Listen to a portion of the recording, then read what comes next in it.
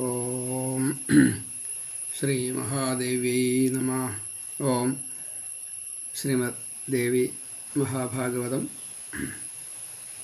18,000 ഗ്രന്ഥങ്ങളുള്ള ദേവി മഹാഭാഗവതം 318 അധ്യായങ്ങളിലായിട്ട് 12 സ്കന്ധങ്ങളിൽ വിസ്തരിച്ചിരിക്കുന്നു.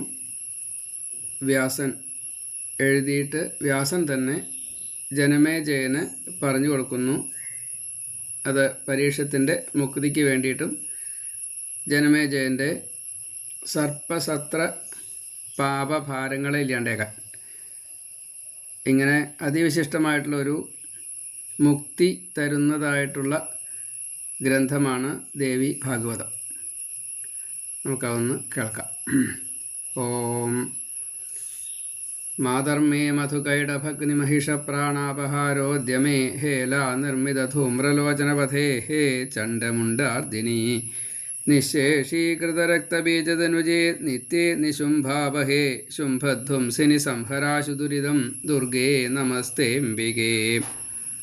സംഹരാശുദുരിതം ദുർഗേ നമസ്തേംബികേ. ഓം ഗുരുഭ്യോ നമ. ഓം സരസ്വതേ നമ. ഓം ദുർഗായ നമ. ഓം ഇംഗ്ലീശ്വരി ഭദ്രകാളിയേ നമ. ഓം ഗണപതയേ നമ. ഓം ഹരിശ്രീ ഗണപതേ നമ. അവിഘ്നമസ്തു. ഓം ശ്രീ മഹാദേവിയേ നമ. ഓം സരസ്വതേ നമ. ഓം ദുർഗായ നമ. ഓം ഇംഗ്ലീശ്വരി ഭദ്രകാളിയേ നമ. ഓം ഐം ഹ്രീം ക്ലീം ചാമുണ്ടായേ വിച്ചേ നമ. ഓം. ഇവിടെ ശ്രീമദ് ദേവി മഹാഭാഗവതം 9 ദിവസം കൊണ്ടായിട്ട് അത് സമർപ്പിക്കണു, നവാഹയജ്ഞമായിട്ട്.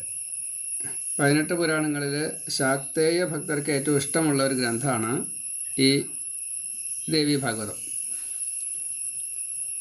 ദേവി ഉപാസകർ ദേവീപ്രീതിക്ക് വേണ്ടിയിട്ട് കൊല്ലത്തിൽ ഒരു തവണ അതല്ലെങ്കിൽ മാസത്തിൽ ഒരു തവണ ഒക്കെ അങ്ങനെ വായിക്കും. യജ്ഞമായിട്ട് ക്ഷേത്രങ്ങളിൽ വീടുകളിൽ ഒക്കെ കൊല്ലത്തിലൊരിക്കൽ നടത്തുന്നവരുണ്ട്. സ്ഥിരമായിട്ട് ഓരോ അധ്യായം വായിക്കുന്നവരുണ്ട്. അപ്പോൾ ഭാഗവതം എങ്ങനെ വായിക്കണം? സ്കന്ദപുരാണത്തിലെ 5 അധ്യായങ്ങളിലായിട്ട് മാഹാത്മ്യം പറയുന്നുണ്ട്. അത് തലേ ദിവസം വൈകുന്നേരം വായിച്ച് പിറ്റേ ദിവസം മുതൽ 9 ദിവസം മുഴുവനായിട്ട് വായിക്കണമെന്നത് നിയമം. 5 ലക്ഷണങ്ങളോട് കൂടിയ ഈ മഹാപുരാണത്തിൻ്റെ ലക്ഷണങ്ങൾ 10 ആണെങ്കിലും ഇത് മഹാപുരാണമായിട്ട് അംഗീകരിക്കപ്പെടുന്നു. വംശം, വംശാനുചരിതം, സർഗം, പ്രതിസർഗം, മന്വന്തരം, ഇങ്ങനെ 5 ലക്ഷങ്ങൾ ഈ ദേവി ഭാഗവതത്തിനുണ്ട്. അത്ര സർഗോ വിസർഗച്ച സ്ഥാനം പോഷണമോദയ മന്വന്തര ഏശാനുകഥ നിരോധോ മുക്തിരാശ്രയ, ഇങ്ങനെ 10 ലക്ഷണങ്ങൾ ഭാഗവതത്തിന് നമ്മൾ അവിടെ പറഞ്ഞു വരണം. ഇവിടെ ദേവീഭാവത്തെ മഹാദേവിയായിട്ട് സങ്കല്പിക്കണു. കാളി, ലക്ഷ്മി, വാണി, ദുർഗ, ഇങ്ങനെ 4 തരത്തിൽ നമുക്ക് ഈ ദേവിയുടെ ഭാവത്തെ പറയാം. അത് പ്രകൃതിയായിട്ട് പറയുമ്പോൾ ദുർഗ, രാധ, ലക്ഷ്മി, സരസ്വതി, ഗായത്രി, ഇങ്ങനെ 5 പ്രകൃതീശ്വരിമാരായിട്ടും അതേപോലെ അംശാവതാരമായിട്ട് ഗംഗ, തുളസി, മനസ, ഷഷ്ഠി, മംഗളചണ്ഡി, കാളി, ഭൂമി, ഇങ്ങനെ 7 ഭാവം. പിന്നെ അഷ്ടദേവിമാർ, അഷ്ടലക്ഷ്മിമാർ, 16 ദേവിമാർ, 24 ദേവിമാർ, 32 ദേവിമാർ, 64 ദേവിമാർ, ഇങ്ങനെയൊക്കെയുണ്ട്. അതിൽ ഭാഗവതം ഈ 5 പ്രകൃതീശ്വരിമാരെ, അതേപോലെ 7 അംശദേവതകളെ, പിന്നെ 64 അംശാംശ ദേവിമാരെ ഒക്കെ വിസ്തരിച്ച് പറയണം. ദേവി മാഹാത്മ്യ പ്രകാരം കാളി, ലക്ഷ്മി, വാണി, ദുർഗ, ഇതിലിപ്പോൾ ഭ്രാമരിയൊക്കെ വരുന്നുണ്ട്, ഭ്രാമരിയൊക്കെ വരുന്നുണ്ട്. അങ്ങനെ വിസ്തരിക്കുന്ന ഈ ദേവി ഭാഗവതം ദേവി മാഹാത്മ്യത്തിൻ്റെ ഒരു വിശദീകരണമാണെന്ന് വേണമെച്ചാൽ പറയാം. ഗായത്രിയുടെ വിശദീകരണമാണ്, സഹസ്രനാമങ്ങളുടെയൊക്കെ വിശദീകരണങ്ങളാണ്. അതേപോലെ മൂലമന്ത്രം ഓം ഐം ഹ്രീം ക്ലീം ചാമുണ്ടായേ വിച്ചേ നമ എന്നാണ്. ഇങ്ങനെ അതിബൃഹത്തായിട്ടുള്ളൊരു വിശദീകരണം ദേവിയുടെ സകല സ്വരൂപം സ്വീകരിച്ചുകൊണ്ട് അയോനിജയായിട്ട് കർമ്മമില്ലെങ്കിലും കർമ്മമുണ്ട് എന്ന് തോന്നുന്ന ശുദ്ധസത്വമായിട്ടുള്ള അമ്മ ബ്രഹ്മാവസ്ഥയിൽ ആണ് പെണ്ണെന്നൊന്നും വ്യത്യാസമില്ല. തെറ്റിദ്ധരിക്കാൻ ആൾക്കാർ അത്രയേ ഉള്ളൂ, അത് ഒട്ടുമില്ല. കാളി പ്രത്യേകം പറയുന്നുണ്ട് മഹാദേവനോട്, ഇതാ എന്നെ സ്ത്രീ എന്ന് വിളിക്കുന്നു. അപ്പോൾ അന്ന് മകളായിട്ടാണ് വന്നത്. അപ്പോൾ പറഞ്ഞു, ഇനി സ്ത്രീ എന്ന് വിളിക്കുന്ന ആരെയായാലും അവരെയും കുടുംബത്തിനെയും സമൂലം ഞാൻ നശിപ്പിക്കും, അവർക്ക് പിന്നെ പരമ്പരയില്ല എന്നെല്ലാം മഹാദേവൻ കാളിയോട് പറയുന്നതായിട്ടുള്ള രംഗമൊക്കെ നമുക്ക് കാണാൻ സാധിക്കും. അപ്പോൾ ആണ പെണ്ണില്ല, ബ്രഹ്മാവസ്ഥയ്ക്ക് അങ്ങനെ ഒന്നുമില്ല. അത് നപുംസകമല്ല, അതിന് അതീതം എന്നതാണ്, ലിംഗ അതീതമാണ്. കാലദേശ അവധിർ നിർമുക്തം അത്രയേ ഉള്ളൂ. നിറമില്ല, അളവില്ല, അങ്ങനെ രൂപമില്ല, ഒന്നുമില്ല. അങ്ങനെയുള്ള ആ ദേവിക്ക് ഒരു ലീലകളെ കോർത്തിണക്കിയതായിട്ടുള്ള ഒരു സഹസ്രനാമം പോലെ അതിൻ്റെ വിശദീകരിച്ചതായിട്ടുള്ളൊരു ഗ്രന്ഥം അത് വ്യാസൻ രചിച്ചു. പരീക്ഷത്തിൻ്റെ മുക്തിക്ക് വേണ്ടിയിട്ട് ജനമേജയൻ്റെ സർപ്പസത്ര പാപ നിർമുക്തിക്ക് വേണ്ടിയിട്ട് നവാഹയജ്ഞമായിട്ട് വ്യാസൻ തന്നെ ജനമേജയന് അത് പറഞ്ഞു കൊടുക്കുകയും ചെയ്തു. അതിൻ്റെ ഒരു സാരം എന്നത് സർവം ഖല്യുതം ബ്രഹ്മ എന്നാണ്. അതിൽ ദേവി ഭാഗവത പ്രകാരം നിർവചനം കൊടുത്ത് സർവം ഖല്യുതമേവാഹം നാന്യതസ്യ സനാതനം. അതേപോലെ അതിൻ്റെ പരിഭാഷയായിട്ട് ശ്രീ സുബ്രഹ്മണ്യത്തിന് മുമ്പ് ഞാൻ താനിതെല്ലാം മറ്റൊന്നുമില്ല നൂനം സനാതനം എന്ന ഒരു ശ്ലോകത്തിൻ്റെ പകുതി ഈരടിയില്ല 8 അക്ഷരങ്ങളായിട്ടാണ് 4-8-32 അങ്ങനെ പറഞ്ഞത്. അതുകൊണ്ട് ഈരടി എന്ന് പറയുന്നു, അത്രയേ ഉള്ളൂ. 16 അക്ഷരമുള്ള ഒരു വരി. ഈശ്വരി ഞാൻ വിളങ്ങുന്നു നിത്യം ബ്രഹ്മാണ്ടമേതിലും ഞാൻ തന്നെയെല്ലാം ഈ പാരിൽ നാശമില്ലാത്തതായി സദാ. അങ്ങനെയുള്ള ഭാവത്തിലാണ് അമ്മയെ നമുക്ക് കാണാൻ സാധിക്കുക. ബ്രഹ്മാവസ്ഥയിൽ ഈശനാത്മാ വിളങ്ങുന്നു നിത്യം ബ്രഹ്മാണ്ടമേതിലും ഞാൻ തന്നെയെല്ലാം ഈ പാരിൽ നാശമില്ലാത്തതായി സദാ. ഞാൻ എൻ്റെ വരികളായിട്ട് എഴുതിയ 32 അക്ഷരങ്ങളുള്ള ഒരു ശ്ലോകമാണ്. ശ്രീ ഭഗവാൻ ഉവാച ചൽ ബ്രഹ്മം ഉവാച പരമാത്മാ ഉവാച, അങ്ങനെയാണ്. ഇതിലാണും പെണ്ണുമില്ല. അപ്പോൾ അതിൽ ഈശ്വരൻ ഞാൻ, ഈശ്വരി ഞാൻ എന്നെല്ലാം പറയണം, അത്രയേ ഉള്ളൂ. ഈശ്വരി ഞാൻ വിളങ്ങുന്നു നിത്യം ബ്രഹ്മാണ്ടമേതിലും ഞാൻ തന്നെയെല്ലാം ഈ പാരിൽ നാശമില്ലാത്തതായി സദാ. ഈ ഒരു സൂത്രവാക്യത്തിൻ്റെ ശ്രോതാവ് ആലിലകൃഷ്ണനാണ്. പറഞ്ഞത് മഹാലക്ഷ്മിയാണ്. അതിൻ്റെ പൂർണ്ണ അർത്ഥം ആർക്കും ഗ്രഹിക്കാൻ അറിയില്ല എന്ന് പറഞ്ഞുകൊണ്ടാണ് ലക്ഷ്മി തന്നെ ആലിലകൃഷ്ണനോട് മുഴുവൻ വിശദീകരിക്കുന്നത്. അത് കഥകളാക്കിയിട്ട് പറഞ്ഞതാണ്. ഇത് എപ്പോഴും ധരിച്ചുകൊണ്ടിരുന്നോളൂ. അങ്ങിൽ നിന്നാണ് സൃഷ്ടിസ്ഥിതി ലയ തിരോധാന അനുഗ്രഹങ്ങൾ സദാസമയത്തും ഉണ്ടാവുന്നത്. അമ്മയാണ് അതെല്ലാം ചെയ്യുന്നത് എന്നെല്ലാം അമ്മ പറയുന്നത് നമുക്ക് കാണാം. അപ്പോൾ ഭഗവാൻ തന്നെ ഭഗവാന്റെ ഇച്ഛയ്ക്കനുസരിച്ച് പ്രകൃതിയെ, മൂലപ്രകൃതിയെ ഉണ്ടാക്കി എന്ന് ഭാഗവതം പറയുമ്പോൾ ഇത് അമ്മ തന്നെയാണ് മുഴുവൻ ചെയ്തത് എന്നും പറയണം.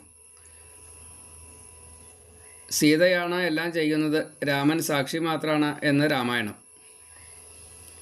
അപ്പോൾ മഹാദേവനെ പരംപുരുഷനായിട്ട്, എൻ്റെ പ്രാണനാഥനായിട്ട് ഞാൻ തന്നെ സങ്കല്പിച്ചുണ്ടാക്കിയ എൻ്റെ നാഥൻ എന്ന നിലയ്ക്ക് അമ്മ തന്നെ പറയുന്നുണ്ട്. അങ്ങനെ ദ്വിത്വത്തോട് കൂടിയിട്ട് അമ്മയെ ആരാണോ അറിയുന്നത് ദേവീദേവന്മാരായിട്ട്, ജഗത പിതരൗ വന്ദേ, അച്ഛനമ്മമാരായിട്ട് ആരാണോ വന്ദിക്കുന്നത്, അതേപോലെ ജീവാത്മാ പരമാത്മാ ഐക്യം എപ്പോഴാണോ അനുഭവിക്കുന്നത് അപ്പോൾ ഈ ദ്വന്ദ്വം ഒട്ടും തോന്നുകയുമില്ല. അങ്ങനെ ആരാണോ എന്നെ അറിയുന്നത് അവർക്ക് ജ്ഞാനം, അവർക്ക് മുക്തി, ഇങ്ങനെയെല്ലാം അമ്മയുടെ നിയമം പറയുന്ന സമയത്ത് നമുക്ക് കേൾക്കാൻ സാധിക്കും. ഇപ്പോൾ ശ്രീപാർവതി ഹിമവാനോട് പറയുന്നതായിട്ടുള്ള രീതിയിൽ അതിൻ്റെ ദേവീഗീത നമുക്ക് വിസ്തരിച്ച് താത്വികമായിട്ട് കേൾക്കാൻ സാധിക്കും. ഇതെല്ലാം സൂതൻ നൈമിഷാരണ്യത്തിൽ വെച്ചിട്ട് ശൗനകാദി മഹർഷിമാരോട് പറയുന്ന കഥയാണ്. അത് നാരായണ മഹർഷി നാരദനോടും പറയണു, വ്യാസൻ ജനമേജയനോട് പറയുന്നു, ബ്രഹ്മനാരദ സംവാദമായിട്ട് അതേപോലെ തന്നെ വിഷ്ണു ഇന്ദ്രൻ തൊട്ടുള്ള ദേവന്മാരോടും മഹർഷിമാരോടൊക്കെ പറയുന്നതായിട്ടുള്ള കഥ, മണിദ്വീപിൽ നിന്ന് തിരിച്ചു വന്നിട്ട് വിഷ്ണു ദേവകളോട് പറയുന്നതായിട്ടുള്ള ശിവൻ ബ്രഹ്മാവ് ഇവരൊക്കെ കേട്ടുകൊണ്ടിരിക്കുന്ന ഒരു ദേവീ കഥ, ദേവീ മഹാത്മ്യം, അതേപോലെ നാരദൻ വസുദേവരോട് പറയുന്നതായിട്ട്, പിന്നെ സ്കന്ദൻ ഈ സുബ്രഹ്മണ്യസ്വാമി അഗസ്ത്യ മഹർഷിയോട് സംസാരിക്കുന്നതായിട്ട് ഒക്കെ ദേവീ കഥയെ നമുക്ക് കേൾക്കണം. ലോമശ മഹർഷി ദുർദമനോട് പറയുന്നു. ഇങ്ങനെ ദേവീ ഭാഗവതം വളരെയധികം എല്ലാവരാലും സ്വീകരിക്കപ്പെട്ട ഒരു ശാക്തേയ ഗ്രന്ഥം, ഭക്തി ഗ്രന്ഥം. ഇതാരാണോ ഈ ഗായത്രി വിസ്താരമായിട്ടുള്ള 16 അധ്യായങ്ങളിലായിട്ട് ഗായത്രി വിസ്തരിച്ചതായിട്ടുള്ള അതിവിസ്തൃതമായിട്ടുള്ള വിവരണം അത് തന്നതായിട്ടുള്ള ഈ ഗ്രന്ഥം നമ്മിലുള്ള നെഗറ്റീവ്സ് മുഴുവൻ ഇല്ലാണ്ടാക്കാൻ സാധിക്കുന്നു. ആസുര രാക്ഷസ ഭാവത്തെയൊക്കെ ഇല്ലാണ്ടാക്കി, സ്വാർത്ഥവും തിന്മയും ഇല്ലാണ്ടാക്കി, സജ്ജനരക്ഷയും വേണ്ടപ്പോൾ വേണ്ട സമയത്ത് വേണ്ട രൂപത്തിൽ അമ്മ വന്ന് നമ്മളെ രക്ഷിക്കണു എന്ന ഭാവവും നമുക്ക് കാണാൻ സാധിക്കും. അപ്പോൾ ലോകഹിതമറിഞ്ഞ്, ദേവഹിതമറിഞ്ഞ്, ജീവൻ്റെ ഹിതമറിഞ്ഞ് നമ്മൾ എപ്പോഴും സാത്വിക ഭാവത്തിൽ വേണം ഇതെല്ലാം ചെയ്യുവാൻ എന്ന് ദേവീഭാഗവതം നമ്മെ ഓർമ്മിപ്പിക്കുന്നു. അങ്ങനെയുള്ള ആ ഭക്തന്മാരായിട്ടുള്ള എല്ലാവരെയും മാതൃവാത്സല്യം നന്നായി അനുഗ്രഹിച്ച് തരികയാണ്. അങ്ങനെയുള്ള അമ്മയെ നമുക്ക് ഈ ദേവീഭാവത്തിൽ, ഇപ്പോൾ നമ്മൾ നേരത്തെ പറഞ്ഞു ആണ് പെണ്ണ് എന്നില്ല, അങ്ങനെയല്ല, പ്രകൃതീശ്വരി ആ രീതിയിൽ തന്നെ കണ്ടോളൂ, ഭരിച്ചോളൂ എന്നല്ല. ഭാഗവതത്തിൻ്റെ ഒരു പ്രത്യേകത ഒരു 4-5 ശ്ലോകങ്ങളിൽ എഴുതിയത് വായിക്കാം. ദേവീ ഭാഗവതം ഞങ്ങൾ നവാഹജ്ഞാനയജ്ഞമായി പാടിപ്പാടി പുകഴ്ത്തുന്നു, ദേവി തൻ പ്രീതി നേടുവാൻ. ദേവീ ഭക്തരെ കേൾപ്പിക്കാൻ, പാപത്തിൻ വേരറുക്കുവാൻ, ദേവീ പാദങ്ങളിൽ നിത്യം വീഴുന്നു ജഗദംബികേ. ഭാഗവതം പഠിക്കണം, ശ്രീദേവിയെ അറിയണം, ഗമിക്കണം ഭാഗവത യജ്ഞവേദിയിൽ. വളരെ ജന്മങ്ങൾ പല ദേഹത്തിലായി കഴിയവേ തന്നു ദേവി നരജന്മം മുക്തി നേടുവാൻ. ഭാഗവതം വേദസാരം ഗാനം ചെയ്യും ഭക്തർ നമ്മൾ, വാഴ്ത്തി ദേവി കഥകളെ താരാട്ടുപാട്ടായി. ഇഹ സുഖം തരും ദേവി ശത്രുജയം നേടിത്തരും, ഭക്തി വിദ്യാധനം കാമം കർമ്മം തീർത്തേകും. ശ്രീമദ്ഭാഗവതാലാപം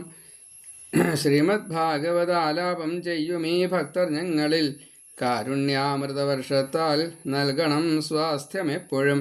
ശ്രോതാക്കൾ കേൾക്കണം സൗഖ്യം, മനോവാക്കായ ശുദ്ധിയും ജ്ഞാനവൈരാഗ്യവും നൽകൂ സർവർക്കും ഭക്തവത്സലേ. ദേവീ ഭാഗവത ഗ്രന്ഥത്തെ ചൊല്ലാം ഞാൻ അമ്മ കേൾക്കുവാൻ, മന്ത്രാർത്ഥം കണ്ടറിഞ്ഞെൻ്റെ കർത്തവ്യം സാധുവാക്കണേ. ഭക്തേച്ഛ പൂർത്തി ചെയ്തെൻ്റെ ഹൃത്തിലായി വാണിടേണമേ, ഞാനെന്നോ ചെയ്ത പാപങ്ങൾ തീർത്തെന്നെ രക്ഷ ചെയ്യണേ. ശ്രീ മഹാദേവി നമ. ദേവീഭാഗവതത്തിൽ 5 അധ്യായങ്ങളിലായിട്ട് മാഹാത്മ്യം പറഞ്ഞിരിക്കണം. സ്കന്ദപുരാണത്തിലെ മാനസഖണ്ഡത്തിലെ 5 അധ്യായം. ഈ മഹാത്മ്യം തലേ ദിവസം വൈകിട്ട് പാരായണം ചെയ്യും. അതിൽ ആദ്യമേ തന്നെ വന്ദന ശ്ലോകാദി കാര്യങ്ങളെല്ലാം പറയണു സൂത ശൗനക സംവാദമായിട്ട്. ഗ്രന്ഥം ഗുരു ദേവത. ഇപ്പോൾ ഗ്രന്ഥത്തിലെ പ്രത്യക്ഷ വാങ്മയി സ്വരൂപിയായിട്ട് വരുന്ന ആ ദേവത, അതേപോലെ ഇത് പറഞ്ഞു തരുന്നതായിട്ടുള്ള ഗുരു. അപ്പോൾ ആചാര്യനെ വന്ദിക്കണം, എഴുതിയതായിട്ടുള്ള വ്യാസനെ വന്ദിക്കണം. ഇങ്ങനെ ഇപ്പോൾ നാരായണനും പാർവതിയും ഒക്കെ വന്ദിക്കപ്പെടേണ്ടവരാണ്. ബ്രഹ്മം, മൂലപ്രകൃതി, ഈശ്വരി, ഇങ്ങനെ പ്രത്യേകമായിട്ടുള്ളൊരു വിഭാഗം. നമ്മൾ ക്രമേണയായിട്ട് താഴേക്ക് വരുന്ന ബ്രഹ്മസൃഷ്ടി, ബ്രഹ്മാവിനെ സൃഷ്ടിക്കപ്പെട്ടവരുടെ സൃഷ്ടി, സൃഷ്ടി എന്നെല്ലാം പറഞ്ഞുകൊണ്ടാണല്ലോ നമ്മളെല്ലാവരും ഉള്ളത്.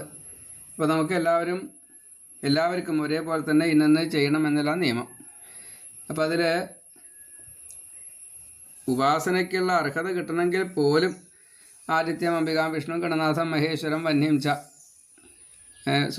ഗായത്രി ആദികൾ സൂര്യനെ വന്ദിച്ച് ചെയ്യണം. അതേപോലെ പാർവതിയെ ഭജിക്കണം, ശിവനെ ഭജിക്കണം, വിഷ്ണുവിനെ ഭജിക്കണം, ഗണപതിയെ പൂജിക്കണം. അതേപോലെ കുറച്ച് എന്തെങ്കിലും ഹോമം ചെയ്യണം, തീയിന് അഗ്നിക്ക് എന്തെങ്കിലും ഹോമാചാരത്തോട് കൂടിയിട്ട് കൊടുക്കണം. ഇതൊക്കെ ചെയ്താലേ കഷ്ടിച്ച് ഈ ഉപാസനയ്ക്കുള്ള അർഹത പോലും കിട്ടണുള്ളൂ. നമുക്ക് പെട്ടെന്ന് ഈ ഭാഗവതം എടുത്ത് വായിക്കുക അങ്ങനെയൊക്കെ ചെയ്യണവരാണ് നമ്മളെ. എപ്പോഴാണ് കിട്ടിയച്ചാൽ അപ്പാണ്ട് വായിക്കുക, അങ്ങനെയൊക്കെ ഒരു മട്ട. അപ്പോൾ സ്വതേ അതിനൊന്നും അർഹത ഇല്ല എന്നാണ് പറയുക. അപ്പോൾ അതിന് ആചാര്യസ്ഥാനത്ത് ഇരിക്കണ്ട എന്ന് വെച്ചാൽ മതി, ഉപാസിക്കണ്ട എന്നല്ല. എടുത്തോളൂ, വായിച്ചോളൂ. വായന മുടക്കി കഴിഞ്ഞാൽ അതാവും കൂടുതൽ ദോഷമായിട്ട് വരിക. അപ്പോൾ എങ്ങനെയെങ്കിലും കുറച്ച് അറിവ് കിട്ടുക തന്നെയാണ് വേണ്ടത് എന്ന് സാരം. എല്ലാവരെയും നമസ്കരിച്ചിട്ട് വേണം തുടങ്ങാനായിട്ട്. സർവചരാചരേഭ്യോ നമ, സഹജീവിഭ്യോ നമ, സർവേഭ്യോ നമ, പിതൃഭ്യോ നമ, ഭക്തേഭ്യോ നമ. അങ്ങനെ അച്ഛനും അമ്മയ്ക്കൊക്കെ നമസ്കരിച്ച് അങ്ങനെയൊക്കെ വേണേ. ഗ്രാമദേവത, തട്ടകദേവത, പരദേവത, ധർമ്മദേവത, കുലദേവത, ഉപാസനാദേവത, ഇവർക്കൊക്കെ നമ്മൾ കൊടുക്കേണ്ടത് എന്തോ അത് കൊടുക്കുക തന്നെ വേണം എന്ന് സാരം. എന്നിട്ട് വേണം ഈ ഗ്രന്ഥദേവതയെ സ്തുതിക്കാനായിട്ട്. അപ്പോൾ എല്ലാം ഒന്നല്ലേ വെച്ചാൽ ഒന്ന് തന്നെയാണ്, എങ്കിലും പല ഭാവത്തിലാണല്ലോ നമുക്ക് വരിക. അതുകൊണ്ടാണ് ഇങ്ങനെ സൂതശൗനക സംവാദമായിട്ട് നമുക്ക് ഈ ഭാഗവത കഥ തരണു. ശൈവ വൈഷ്ണവ കഥകളെയൊക്കെ കേട്ടു, അനവധി പുരാണങ്ങൾ കേട്ടു എന്ന് സാരം. എന്നിട്ട് കലികർമ്മഷം തീരാൻ ഇനി എന്താ വേണ്ടത് എന്ന് ചോദിക്കുകയാണ്. അപ്പോൾ അതിൻ്റെ കുറച്ച് ദൂഷ്യവശങ്ങളെയും പറഞ്ഞു. പാപമോചനത്തിന് എന്താ ചെയ്യേണ്ടത് വെച്ചാൽ അത് ചെയ്യാം. കാമബാക്കി തീരണം, കർമ്മബാക്കി തീരണം, പാപവാസന തീരണം, ഇഹ സുഖം കിട്ടുകയും വേണം, മുക്തിയും കിട്ടണം. ഇതിനു വേണ്ടി എന്താ ചെയ്യേണ്ടത് എന്ന് ശൗനകാദി മഹർഷിമാർ ചോദിക്കണു. സൂതൻ അതിന് മറുപടി പറയണു. ദേവീ ഭാഗവതം നവാഹയജ്ഞമായിട്ട് കേട്ടാൽ മതി. ശൈവം വൈഷ്ണവം ശാക്തേയമായിട്ട് 18 പുരാണങ്ങളുണ്ട്. പിന്നെ 18 ഉപപുരാണങ്ങളുണ്ട്, 18 ഉപപുരാണങ്ങളുണ്ട്, 6 ശാസ്ത്രങ്ങളുണ്ട്, വേദാന്തമുണ്ട്, വേദാംഗമുണ്ട്, ശ്രുതിയുണ്ട്, സ്മൃതിയുണ്ട്, ധാരാളമുണ്ട് ഗ്രന്ഥങ്ങളെ. ഉപനിഷത്തുണ്ട്, എന്തൊക്കെയാണുള്ളത് ചോദിച്ചാൽ അറിയില്ല. ആയുർവേദം, ധനുർവേദം തൊട്ടുള്ള എത്രയോ ശാസ്ത്ര ഗ്രന്ഥങ്ങളുണ്ട്. അപ്പോൾ ശൈവം വൈഷ്ണവം ശാക്തേയമായിട്ട് ധാരാളം ഉണ്ട് എന്ന് മാത്രം മനസ്സിലാക്കുക. അതിൽ മുഖ്യം ദേവീ ഭാഗവതമാണ്. അപ്പോൾ ഈ അകാലമൃത്യു, അപമൃത്യു, ഇങ്ങനെ നമ്മുടെ ജീവനുകൾക്ക് എന്തെങ്കിലും കുഴപ്പം സംഭവിച്ചാൽ അത് പരിഹരിക്കാനായിട്ട് നമ്മൾ ഈ ഹോമം, പൂജ, ഇങ്ങനെയൊക്കെ പരിഹാരങ്ങൾ പലതും ചെയ്യാറുണ്ട്. അപ്പോൾ കൂട്ടത്തിൽ വായനയും ചെയ്യാറുണ്ട്. ശ്രാദ്ധ ദിവസങ്ങളിലൊക്കെ ഈ ദേവി ഭാഗവതം വായിച്ചാൽ വലിയ മെച്ചാണ്, അതിന് ഫലം കൂടും. അങ്ങനെയൊക്കെയാണ്. അപ്പോൾ ഇവിടെ ജനമേജയൻ്റെ അച്ഛന് മുക്തി കിട്ടിയിട്ടില്ല എന്ന് ഒരു ഊഹം വന്നു കഴിഞ്ഞപ്പോൾ പരീക്ഷത്തിൻ്റെ മുക്തിക്ക് വേണ്ടിയിട്ട് ജനമേജയൻ എന്താ ചെയ്യേണ്ടതെന്ന് ആലോചിച്ചിരിക്കുമ്പോഴാണ് ആദ്യം ഭാരതം കേട്ടു. ഭാരതം കേട്ട് മതിയായില്ല. അപ്പോഴാണ് വ്യാസൻ വന്നിട്ട് ദേവി ഭാഗവതം ഉപദേശിച്ചത്. അതോട് കൂടിയിട്ട് മുക്തി കിട്ടുകയും ചെയ്തു. ജനമേജയൻ്റെ രോഗം മാറി, രാജാവായിട്ട് വീണ്ടും കുറേ കാലം സുഖമായിട്ട് ഭരിച്ചു. ഇങ്ങനെയൊക്കെയാണ്. ഇപ്പോൾ ഇവിടെ ചില കാര്യങ്ങൾ അതാത് യുഗത്തിൽ അതാത് ചെയ്ത പോലെ തന്നെ ചെയ്താലേ ഫലം കിട്ടുള്ളൂ. കൃതയുഗത്തിൽ വെറും ധ്യാനം ചെയ്ത് കഴിഞ്ഞാൽ കിട്ടും. ത്രേതായുഗത്തിൽ കുറച്ച് യാഗാദി കാര്യങ്ങളൊക്കെ വേണ്ടി വരും, പൂജ, യാഗം, അങ്ങനെയൊക്കെ വേണം. ദ്വാപരയുഗത്തിലാണെച്ചാലോ കുറച്ച് വിസ്തരിച്ചുള്ള ഈ ഉപാസന പൂജാ സമ്പ്രദായങ്ങളൊക്കെ ഉണ്ട്. കലിയുഗത്തിൽ നാമം കീർത്തനം പുരാണ ശ്രവണം ഇതൊക്കെ മതി എന്ന് വിധിയുണ്ട്. അത് വ്യാസൻ